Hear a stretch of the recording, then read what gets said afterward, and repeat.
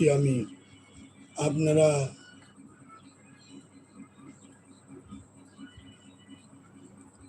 নামাজের অর্থ বুঝুন।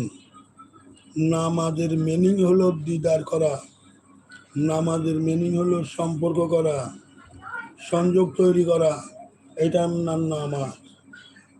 আপনি যদি আমার রাসূলের উম্মত হন, আপনি রাসূল পাক সাল্লাল্লাহু আলাইহি ওয়াসাল্লামের সাথে সাক্ষাৎ করে